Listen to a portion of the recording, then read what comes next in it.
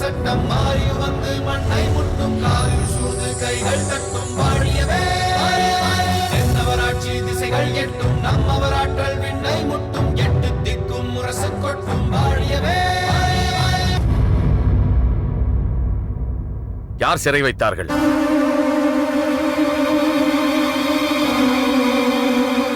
நான் தான் மன்னவா.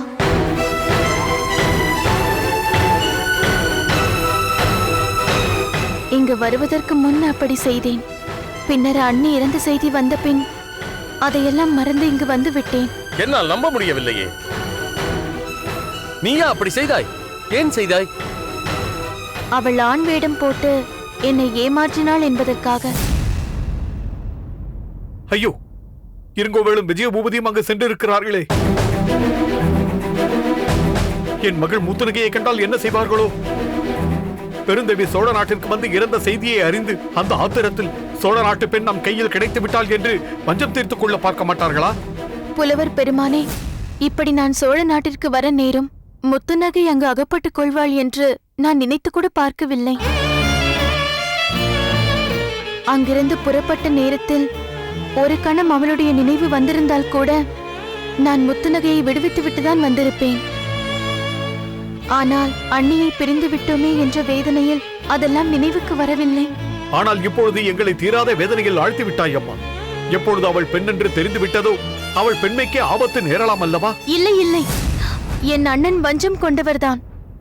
ஆனால் எந்த பெண்ணின் விஷயத்திலும் எப்போதும் வரம்பு கடந்து நடந்து கொண்டவர் அல்ல. அதிலும் முத்துநகை என்னால் சிறை வைக்கப்பட்டவள் என்னும் போது அவர் அதில் தலையிடவே மாட்டார். இருங்கோவில் விலகி இருந்தாலும் சிறையில் இருக்கும் பெண் என்பதால் அங்கிருக்கும் மற்றவர்கள் அவளை அவமதிப்பார்களே. அந்த அவமானத்தை அவளால் தாங்கிக் கொள்ள முடியுமா? இப்படி ஒரு சங்கடம் ஏற்படும் என்று நான் எதிர்பார்க்கவே இல்லை. முத்துநகை என்னோடு தொடர்பு கொள்ளாமல் இருந்தபொழுதே அதை பற்றி நான் கவனித்திருக்க வேண்டும். இங்குள்ள பிரச்சனைகளால் அவளுடைய பிரச்சனையை பற்றிய நினைவு இல்லாமல் போனதால் இப்பொழுது அந்த பிரச்சனை விருட்சமாக வளர்ந்து விட்டது. பிரபு, நான் ஒன்று சொல்லட்டுமா? சொல் தேவி. தாமரை இங்கு இருப்பதால் நாம் முத்துநகையை பற்றி கவலைப்பட வேண்டிய அவசியமே இல்லை. தாமரை இங்கு இருக்கும் வரை முத்துநகைக்கு அங்கு எதுவும் நேராது. ஆம் மன்னவா, இருங்கோவேள் தாமரையிடம் மிகுந்த பாசம் கொண்டவன் என்பது அனைவரும் அறிந்ததுதான். நாம் இந்த விஷயத்தில் இவ்வளவு பதட்டப்பட தேவையில்லை. அதற்காக முத்துநகை அங்கேயே இருக்கட்டும், தாமரை இங்கேயே இருக்கட்டும் என்று இருந்துவிட முடியுமா? இல்லை இல்லை, அவசரப்பட்டு யாரும் எந்த முடிவும் எடுக்க வேண்டாம். யாருக்கும் சந்தேகம் வராமல் முத்துநகையை மீட்பது எப்படி என்பது பற்றி யோசிப்போம். ஒருவன் தண்ணீரிலே மூழ்கிக் கொண்டிருந்தாலும் அவனை காப்பாற்றுவதற்கு நிச்சயம் ஒரு கட்டுமரம் இருக்கத்தானே செய்யும். அது எது என்பதை நாம் தான் கண்டுபிடிக்க வேண்டும்.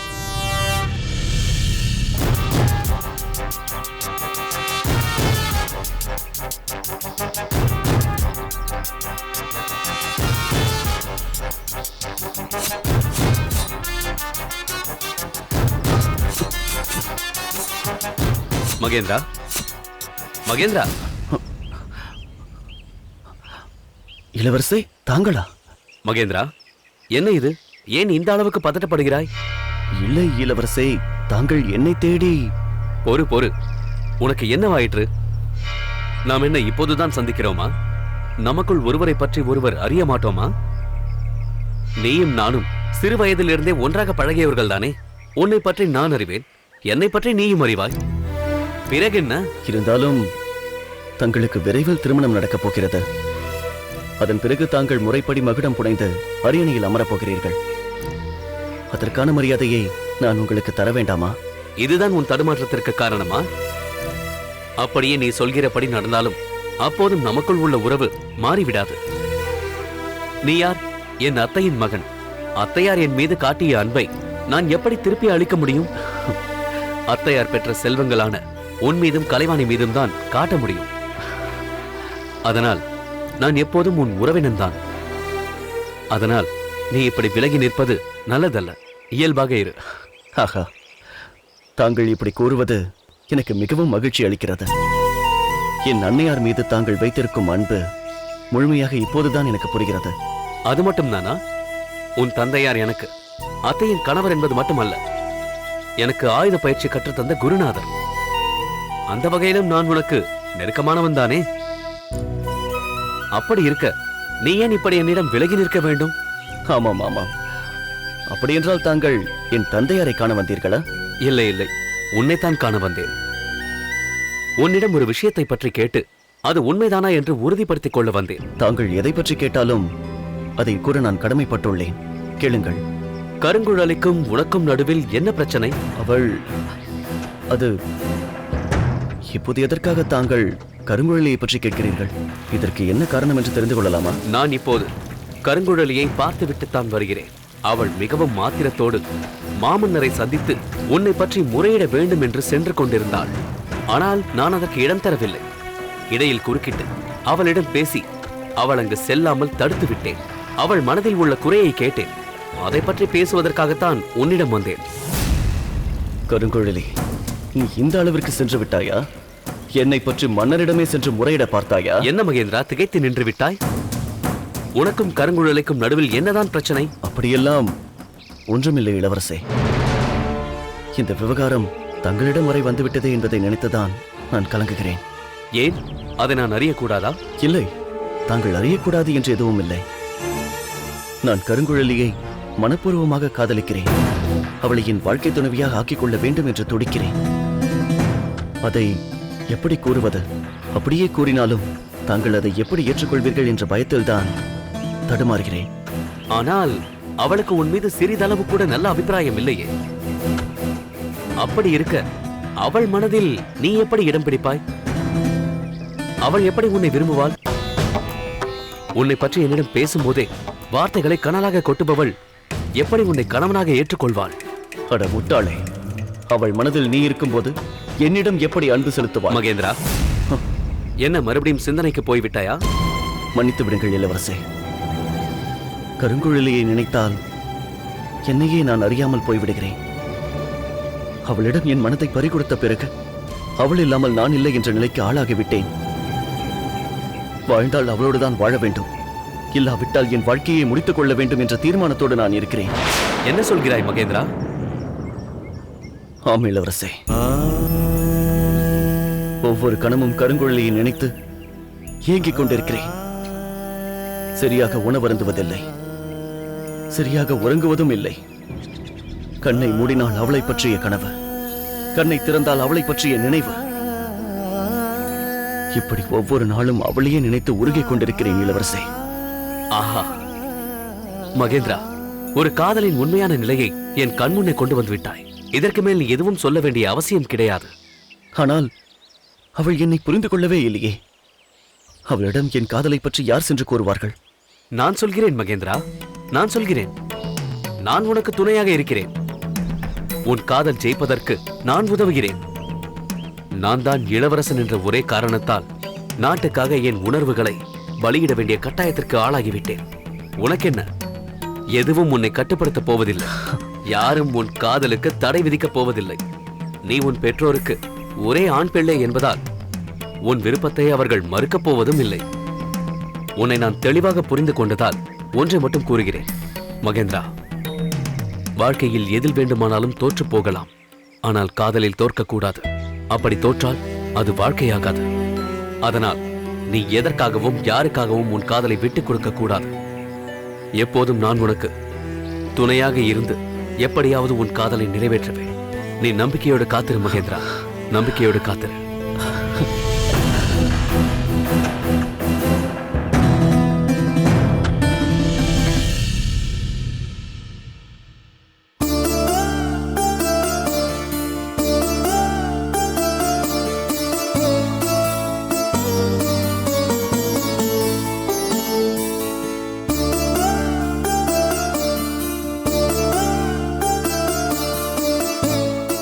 ஆஹா, பக்குர்லியாறு கடல் வாய்ப்படும் முன் பாடப்பட்ட கவிதை அல்லவா இது? இந்த ஆற்றில் உள்ள மணலிலும் பல ஆண்டுகள் நீ வாழ வேண்டும் என்றல்லவா பாடுகிறார் புலவர். இங்கோ வாழிய குடுமி, தங்கோ செந்நீர் பசும்பொன், வயிறையிற்கு ஈத்த முன்னீர் விழாவின் நெடியோன், நன்னீர் பக்குருளி மணலிலும் பலவே. ஆஹா,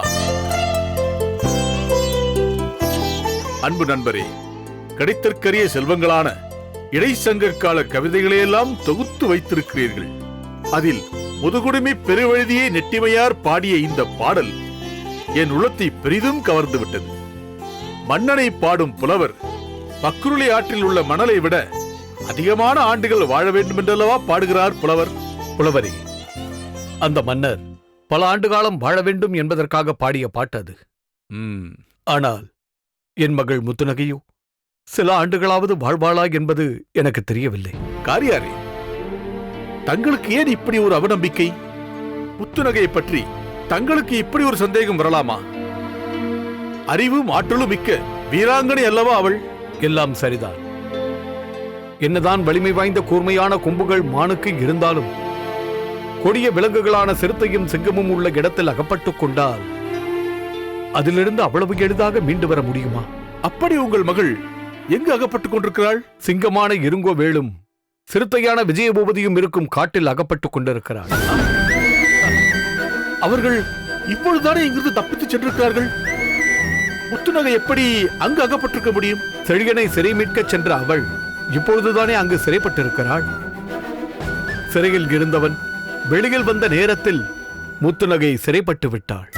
இந்த பெண்ணுக்கு இப்படிப்பட்ட ஒரு துணிச்சல் எப்படித்தான் வந்தது என்று புரியவில்லையே. என்ன செய்வது கடியலூராரே? சிறு வயது முதலே அவள் விளையாடும் விளையாட்டுகள் எல்லாம் வித்தியாசமாகத்தான் இருந்தன. கும்மி, கோலாட்டம் என்று சிறுமிகள் விளையாடும் விளையாட்டுகளிலெல்லாம் அவள் கலந்து கொள்வதே இல்லை. வயது பெண்கள் கும்மி அடிக்கலாம் வா என்றால் இவள் குத்துச்சண்டை போடலாம் என்பாள். கோலாட்டம் போடலாம் என்றால் இவள் கொம்பு சண்டை போடலாமா என்பாள். இவள் வயது பெண்கள் இவளை விளையாட்டிற்கு அழைப்பதற்கே பயந்தார்கள். இளம் பெண்ணாக வளர்ந்த பின்பும் அவள் இயல்பு மாறவில்லையா காரியாரே? அவள்தான் அதற்குள் அரசரின் பரிந்துரையோடு ஆயுத பயிற்சி பெற்று விட்டாளே. அதற்கு பிறகு அவளிடம் யாராவது அச்சம் நாணம் என்று பேசினால் அடி வாங்காமல் திரும்ப முடியுமா? அதற்காக கல்வியில் குறை இருந்ததா என்றால் அதுவும் இல்லை. என்னிடம் முறையாக இலக்கியங்களை கற்றுக்கொண்டாள். இத்தனைக்கும் நடுவில் தன் தாயார் சித்த வைத்தியம் செய்து பலரது நோயை குணப்படுத்தியதை கண்டு அதையும் கற்றுக்கொண்டாள். எல்லாம் சரிதான். ஆனாலும் இவ்வளவு ஆபத்தான பணிக்கு அவள் தனியாக செல்லலாமா? தாங்கள் அதை தடுத்திருக்க வேண்டாமா? எனக்கு தெரியாமல் என்னிடம் சொல்லாமல் தானே அவள் சென்று விட்டாள். என்னையே தவறாக புரிந்து கொண்டுதானே இப்படியெல்லாம் செய்து கொண்டிருக்கிறாள். எப்படி இருந்தாலும் இது அவள் சக்திக்கு மீறிய செயல்தான். ஆனாலும் இதனால் எத்தனையோ ஆபத்துகள் வரலாம் என்று தெரிந்தும் சோழ நாட்டுக்காக தன்னையே அர்ப்பணிக்க துணிந்து இத்தகைய பணியை ஏற்று சென்றிருக்கிறாளே உங்கள் மகள். அதை நாம் பாராட்டத்தான் வேண்டும். அவள் இப்படி செய்ததில் ஆச்சரியப்படுவதற்கு ஒன்றுமே இல்லை. ஒருமுறை முத்துநகையிடம் அவளது திருமணத்தை பற்றி நான் பேசிய போது அவள் என்ன சொன்னாள் என்று கேட்டால் நீங்கள் மேலும் ஆச்சரியப்படுவீர்கள். அப்படி என்ன ஆச்சரியமான விஷயம் அது? சொல்கிறேன் கடியலூராரே, சொல்கிறேன்.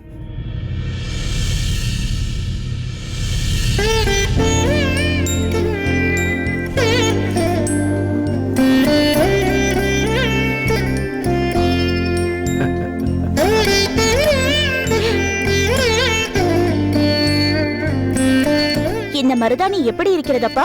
ஆஹா, முத்துநகை, மருதாணி உன் கையில் நன்றாக சிவந்திருக்கிறது. இப்படி இருந்தால் அதற்கு என்ன பொருள் தெரியுமா? என்ன பொருள்? வேண்டாம் அம்மா, உனக்கு எதற்கதெல்லாம்? அப்பா சொல்லுங்களேன். சொல் சொல் என்பாய், சொன்னால் இதெல்லாம் என்ன பேச்சு என்பாய். வேண்டாம் அம்மா, வேண்டாம். அதெல்லாம் முடியாது, நீங்கள் சொல்லித்தான் ஆக வேண்டும். சொல்கிறேன். ஒரு பெண்ணின் கையில் மருதாணியின் சிவப்பு நன்றாக பற்றி இருக்கிறது என்றால் அவள் தன் கணவனிடம் மிகவும் அன்பாக இருப்பாள் என்பது பொருள். கணவனும் மனைவியின் கை சிவந்திருப்பதை பார்த்து அவனும் அன்போடு இருப்பான் என்பது பொருள். ஆக உனக்கு வரப்போகும் கணவனிடம் நீ மிகவும் அன்பாக இருப்பாய் என்பது இப்பொழுதே புரிந்துவிட்டது. உடனடியாக உனக்கு தகுந்த மாப்பிள்ளையை நான் தேட வேண்டும் என்பதையும் இது எனக்கு ஞாபகப்படுத்துகிறது. போதும் அப்பா, ஒரு மருதாணிக்கு இப்படியெல்லாம் பொருள் இருக்கிறதா? அதில் என்னமா சந்தேகம்? இப்பொழுது சொல், உனக்கு எப்படிப்பட்ட மாப்பிள்ளை வேண்டும்? வாழ் பிடித்து போரிடும் வீரனா, எழுத்தாணி பிடித்து கவி பாடும் புலவனா, வீட்டிற்குள் இருப்பவனா, நாட்டிற்காக உழைப்பவனா, பொருள் ஈட்டுவதில் நாட்டம் கொண்டவனா, புகழ் நாட்டுவதில் நோட்டம் கொண்டவனா? இருங்கள் இருங்கள், இவர்களில் யாரையும் எனக்காக நீங்கள் தேட வேண்டியதில்லை. இவர்களில் யாரையும் நான் விரும்பவும் இல்லை. ஏன்? ஏனென்றால் நான் ஏற்கனவே காதல் வயப்பட்டு விட்டேன். என்னம்மா சொல்கிறாய்? ஆமப்பா, அதிலிருந்து நான் மீண்டு வருவது என்ற பேச்சிற்கே இடமில்லை. யார் அவன்? வேண்டாம், அதெல்லாம் உங்களுக்கு எதற்கு? என்ன பேசுகிறாய்? என் மகள் வாழ்வில் குறுக்கிட்டவன் யார் என்பது எனக்கு தெரிய வேண்டாமா? தெரிந்தால் மட்டும் ஏற்றுக்கொள்ளப் போகிறீர்களா என்ன? ஏன் பேச மாட்டாய்? மற்ற பெண்களை அவரவர் வீட்டில் முடக்கி வைப்பதை போல் செய்யாமல் நான் உன்னை இயல்பாக வெளியில் பழக அனுமதித்தேன் அல்லவா? அதனால் தான் இப்படிப்பட்ட காரியத்தை செய்திருக்கிறாய். அதை பற்றி கேட்டால் கூட நேரடியாக விடை சொல்லாமல் மறைக்க பார்க்கிறாய். இப்பொழுது உங்களுக்கு என்ன தெரிய வேண்டும் என்கிறீர்கள்? உன் காதலுக்கு உரியவன் யார் என்று எனக்கு தெரிய வேண்டும். வீரத்தின் விளைநிலமாக விளங்குபவன், சகல வளங்களும் நிறைந்திருக்க பெற்றவன், எழிலின் வடிவமாக திகழ்பவன். இன்னுமா தங்களுக்கு புரியவில்லை? சோழ நாடுதான் என் காதலன். சோழ நாட்டின் ஒவ்வொரு பிடி மண்ணையும் நான் மனமாற நேசிக்கிறேன், காதலிக்கிறேன். அம்மா முத்துநகை, உன்னை பற்றி நன்றாக புரிந்து வைத்திருந்தும் நான் இந்த அளவுக்கு பதட்டப்பட்டிருக்க கூடாதம்மா. இருந்தாலும் ஒன்றை நீ மறந்துவிடக் கூடாது. என்ன அப்பா? உனக்கு திருமண வயது வந்துவிட்டதம்மா. இப்பொழுதே பல பேர் இன்னும் ஏன் உங்கள் மகளுக்கு திருமணம் செய்து வைக்கவில்லை என்று கேட்கிறார்கள். சிலர் அதற்கு மேலே சென்று முத்துநகையின் தாயார் இருந்திருந்தால் இவ்வளவு நாட்கள் இப்படி விட்டு வைத்திருப்பாரா என்றும் பேசுகிறார்கள். தாய்க்கும் மேலாக என்னை வளர்த்தவர் தாங்கள் என்பதை அவர்கள் எப்படி அறிவார்கள்? எது எப்படி இருந்தாலும் உரிய வயதில் ஒரு பெண்ணுக்கு திருமணம் செய்து வைக்க வேண்டியது ஒரு தந்தையின் கடமை அல்லவா? அதற்குரிய வாய்ப்பை நீ எனக்கு தரத்தான் வேண்டும். அப்பா, தங்கள் சங்கடம் எனக்கு புரிகிறது. அதற்காக அவசரப்பட்டு என் திருமணத்தை நடத்திவிடுங்கள் என்றும் என்னால் சொல்ல முடியாது. முத்துநகை, அப்பா, நீங்கள் என்னை வழக்கமான பெண்களைப் போல் வீடுண்டு தானுண்டு என்று வாழும் பெண்ணாக வளர்க்கவில்லை. நாட்டுப்பற்று மிக்கவளாக வளர்த்திருக்கிறீர்கள். நம் சோழ நாடு இன்று பல சோதனைகளுக்கு ஆளாகி இருக்கிறது. அவையெல்லாம் வெகு விரைவில் சரியாகத்தான் போகிறது. அந்த நேரத்தில் நீங்கள் யாரை கை காட்டுகிறீர்களோ அவரையே கணவராக நான் மனப்பூர்வமாக ஏற்றுக்கொள்கிறேன். அதுவரை திருமணம் பற்றிய பேச்சே வேண்டாம் அப்பா. இப்படி சோழ நாட்டையே காதலனாக கருதுகிறேன், எனக்கு எல்லாமே எனது நாடுதான் என்று சொல்லும் பெண்ணை எப்படி மாற்ற முடியும்? நீங்களே சொல்லுங்கள். எப்படி மாற்ற வேண்டும் என்பதை விட ஏன் மாற்ற வேண்டும் என்று நீங்கள் சொல்லுங்கள். முத்துநகை ஏதாவது தவறான கருத்தை கூறியிருந்தால் ஒரு பெண் இப்படிலாம் சிந்திக்கலாமா, இல்லை பாதையை மாறி செல்லலாமா என்றெல்லாம் கண்டிக்கலாம். அப்படி ஏதாவது உங்கள் மகள் செய்து விட்டாளா? நிச்சயமாக இல்லை. இன்றும் அன்றும் நாட்டுப்பற்று என்பதே இல்லாமல் எத்தனையோ பெண்கள் வாழவில்லையா? நாடு என்று ஒன்று இருக்கிறது, அதில் வாழும் நாம் அனைவருமே அதன் குடிமக்கள். நாட்டை நேசிக்க கடமைப்பட்டவர்கள் என்பதே அறியாமல் கிணற்று தவளையாக இருக்கிறார்கள். அவர்களையாவது ஏதோ அறியாமல் செய்கிறார்கள் என்று விட்டுவிடலாம். இன்னும் சிலர் எல்லாம் தெரிந்திருந்தும் நாட்டுப்பற்று என்பதே இல்லாமல் ராமன் ஆண்டால் என்ன ராவணன் ஆண்டால் என்ன என்ற பழமொழி போல் நாடாளும் மன்னரை பற்றி சிறிதும் அக்கறையே இல்லாமல் இருக்கிறார்களே, அதை பற்றி என்ன சொல்வது? முத்துநகை அவர்களில் ஒருத்தியா? அப்படி சொல்ல முடியாது. இத்தனைக்கும் அப்பால் பிறந்த நாட்டையே பகைவனுக்கு காட்டிக் கொடுக்கும் துரோகிகள் எவ்வளவு பேர் இருக்கிறார்கள்? அவர்களை என்ன சொல்வது? ஆக உங்கள் மகள் முத்துநகை ஏதும் அறியாதோடும் அல்ல, அதை பற்றிய சிந்தனை இல்லாதோடும் அல்ல, துரோகியும் அல்ல. தான் வாழும் நாட்டின் மீதும் தனது மன்னர் மீதும் உன்னதமான விசுவாசம் கொண்டவள். அதற்காக எந்த துன்பத்தையும் ஏற்க தயாராக இருப்பவள். இப்படிப்பட்ட பெண்ணை நினைத்து நீங்கள் பெருமிதம் அடைய வேண்டுமே தவிர இப்படி வருந்தக்கூடாது. உருத்திரங்கண்ணனாரே, நீங்கள் சொல்லும் போதுதான் எவ்வளவு உன்னதமான ஒரு பெண்ணை நான் மகளாக பெற்றிருக்கிறேன் என்று உணர்கிறேன், மகிழ்கிறேன்.